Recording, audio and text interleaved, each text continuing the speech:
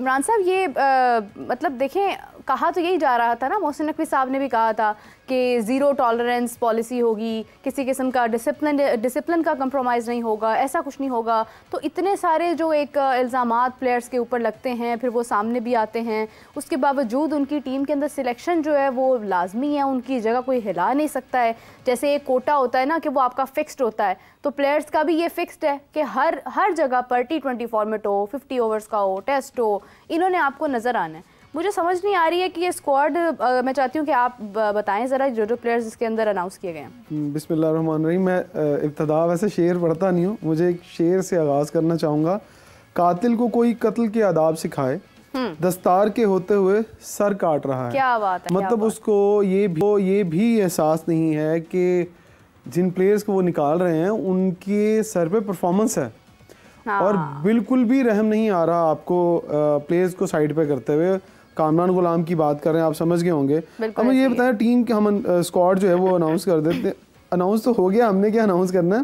मैं वैसे आपके सामने कुछ फिगर्स रख रहा हूँ, अगर आप उनको ज़रा उसी पे बात करेंगे। शान मसूद कैप्टन है, मैंने शायद कल एक जगह पे कहा था कि उन्हें कप्तानी से नहीं हटाया जाएगा, तो नहीं हटाया गया।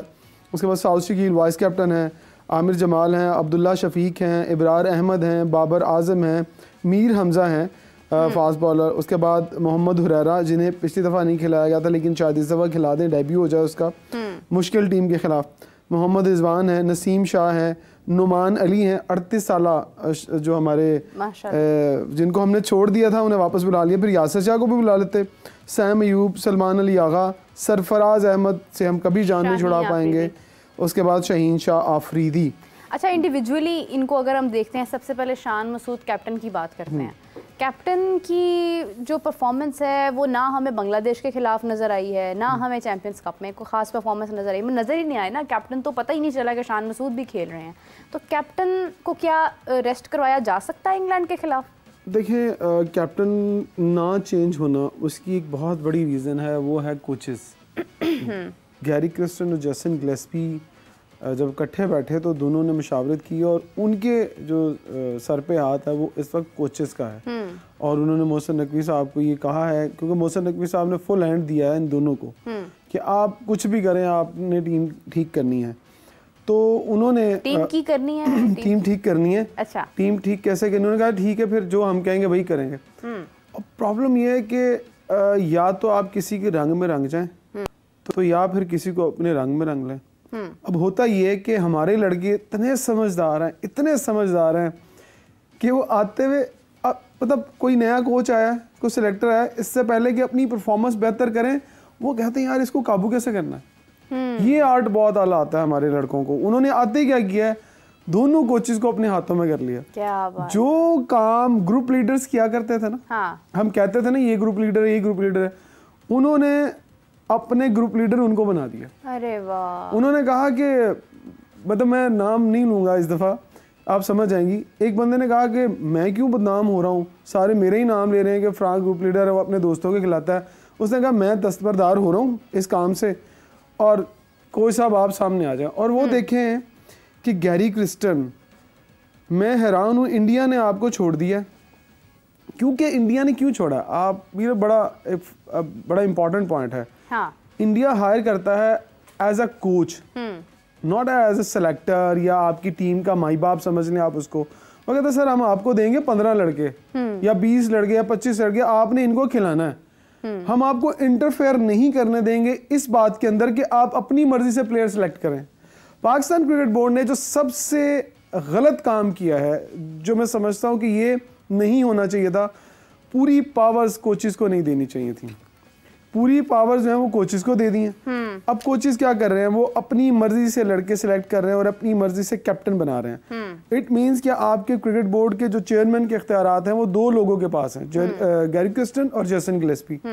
इंडियन क्रिकेट के साथ रहे जरूर गैरी क्रिस्टन, लेकिन उन्होंने मर्जी अपनी की, क्योंकि उनके पास बहुत बहुत बड़े लेजेंड्स हैं। उन्होंने कहा सर आप एक काम करें, आप सिर्फ लड़कों की टेक्निक ठीक करें, प्लान बना के दें ड्यूरिंग मैच, उसके अलावा आपका कोई काम नहीं। लेकिन यहाँ बदकिस्मती से क्या हुआ, गैरी ने देखा यार यहाँ पर तो मौजे हैं, इनको तो कख नहीं पता, तो यहाँ आके आप राजा बन जाओ। जहाँ काम आता था ना आपकी पाकिस्तान के लेजेंड्स का कि आपकी क्रिकेट को ठीक करते, आपने उनको साइड पे किया और ये गैरी और जैसन को फौरन समझ में आ गई बात कि यार ये नल्ले दल्ले हैं, इनको काख नहीं पता, क्योंकि वो बोलते हैं इंग्लिश, वो लैपटॉप पे काम करते हैं। हमारे जो माजरत के साथ जो जितनी भी माजी के लेजेंड हैं, उन्हें पढ़े लिखे तो कम है, इन चीज़ों का इस्तेमाल भी नहीं करते टेक्नोलॉजी का। अगर टेक्नोलॉजी का इस्तेमाल कर रहे होते तो हर टीम के आने से पहले मैन टू मैन मार्किंग हो रही होती। उन्होंने कहा यार इनको बस अपनी बातों के पीछे लगा दो, और यही हुआ जो आपने लाहौर के अंदर जो मीटिंग हुई प्लेयर्स की। मैं ये बात कहना नहीं चाहता था, इतनी इंपॉर्टेंट कैंप लगा हो आपका, और आप जूते उतार के और चौकड़ी मार के उन सीट्स पे बैठ के डिस्कशन कर रहे हो। ये पिक्चर्स अगर मैं आपके साथ शेयर कर दूं ना, आप शायद चलाएं या ना चलाएं, मैं शेयर भी कर सकता हूँ। सायम अयूब ने जूते उतारे में और इम्पॉर्टेंट डिस्कशन हो रही है, बाबर आजम बोल रहे हैं और वो चौकड़ी मार के सीट के ऊपर बैठ के वो बात सुन रहे हैं।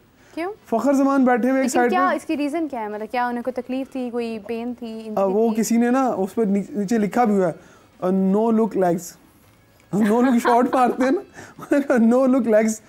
तो उसके बाद अगर हम रिजवान को देखें, वो जूते उतार के वो बड़े रिलैक्स होके बैठे हुए थे। मैं कहूँगा कि एक ऐसा बिहेवियर उनका, फिर उनका प्रोफेशनलिज्म शो नहीं करते, वो जस्ट गपशप थी। और जो मेन बात हुई है मीटिंग के अंदर, आज मैं वो आपको बता दूं कि सब ने अपने जो तासुरात थे, अपने जो ख्वाहिशात थी और अपने गिले शिकवे रखे, वो ये कहा कि हमें टाइम दें, हमें हमारे ऊपर वर्कलोड बहुत ज़्यादा है। तो फिर जब वर्कलोड की बात आई तो फिर गैरी किस ने कहा कि आप फिर ऐसा करें, आप लीग्स ना खेलें। बिल्कुल ऐसे ही, I was about to say this। आप लीग्स छोड़ दें। हाँ। तो आप अपनी पाकिस्तान की क्रिकेट, उन्होंने कहा नहीं हमें 2 लीग्स तो खेलनी है। दो, उन्होंने कहा ठीक है, हम आपको, अगर पाकिस्तान में कोई ऐसा बड़ा इवेंट हुआ, कोई ऐसा चीज़ें चल रही तो हम आपको इजाज़त नहीं देंगे।